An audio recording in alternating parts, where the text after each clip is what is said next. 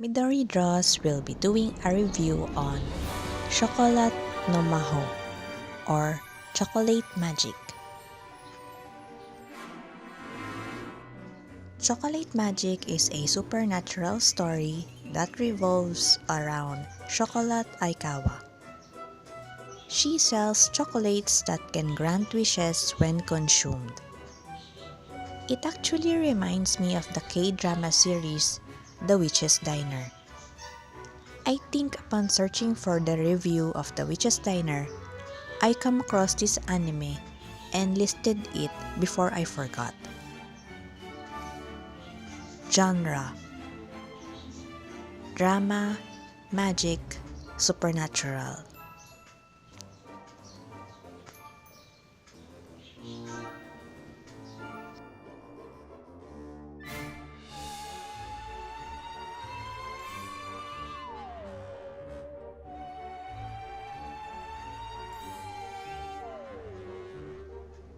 Aikawa is the owner of a chocolatier called Chocolat Noir.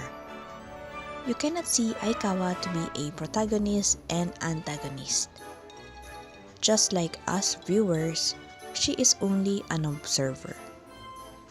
Kakao is a black cat who has a mysterious past.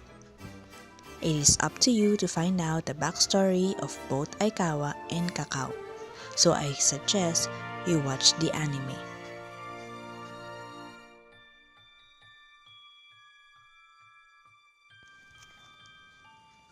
Events: most of the episodes contain what everyone goes through life.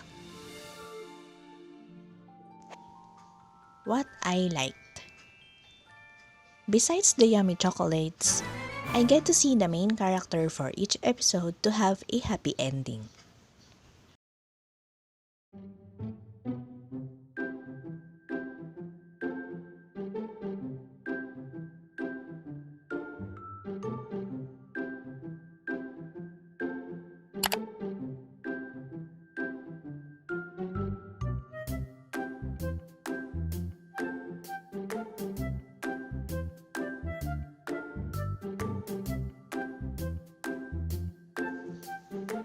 What I disliked: there is no opening or ending songs, and they're only 15 minutes each. There's one ending shown, but I didn't get to feel it. The flaws for each episode was, because it was shortened, you barely feel anything for each character. The last few episodes did make me tear up. I guess it got me in the end. Also, even though I did say that the art style is very 90s, I find it very hard to distinguish which one is teen and adult because their body type is the same. I don't know, maybe it's just my inner artist talking.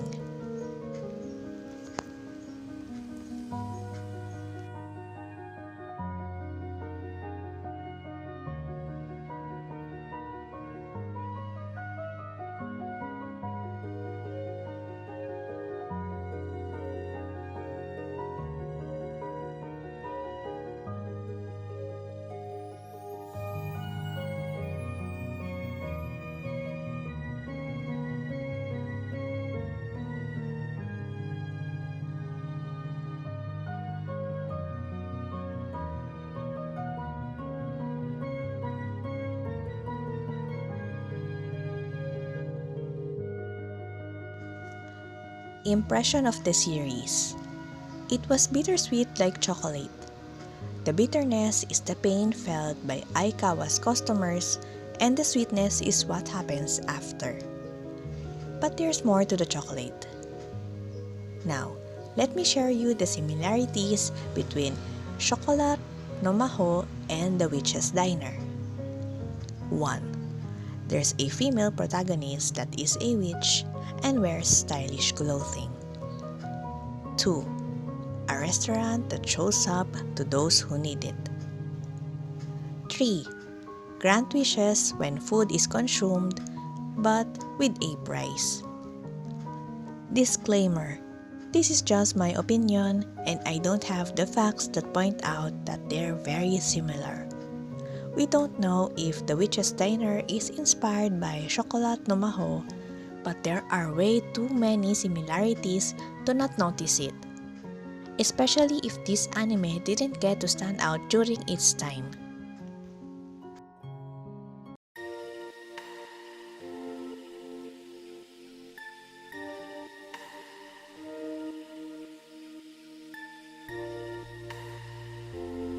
Midori Draws is a new series that I've taught, in which I'll be reviewing on series or movies I've recently watched while I draw a character from the story. Early access of Midori Draws is available in My Coffee.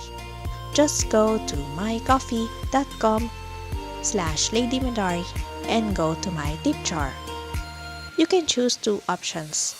One is to give a one-time payment, and two is to choose monthly subscription for me to continue making contents like this.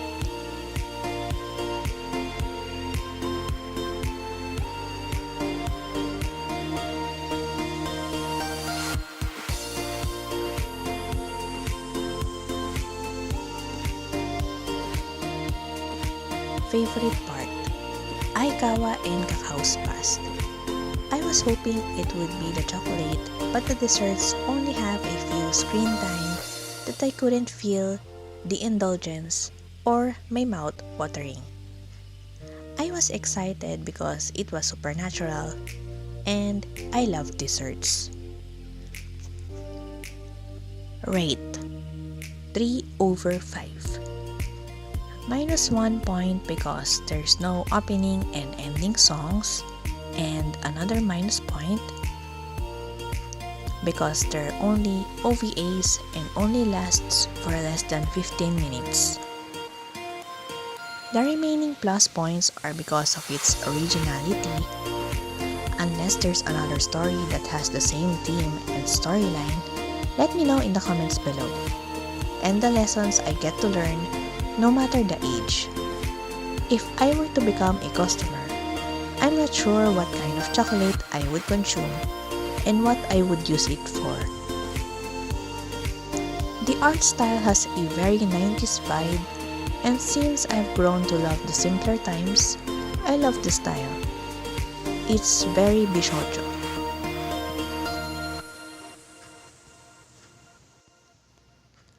Is Chocolate no Maho worth watching?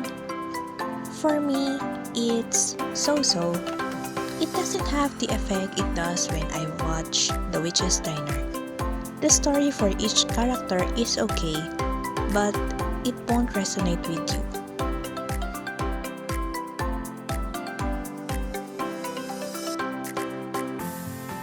About the drawing. I've drawn chocolate and cacao in here, offering you their chocolate this coming Valentine's. I've used one of her outfits that was made by one of Chocolate's customers. How about you? If you were to encounter a witch like her and offered that she can make any of your wishes come true by eating her chocolate, what would you wish for? Remember to be careful of what you wish for. They may not be exactly as you wish them to be, so be wary of your words.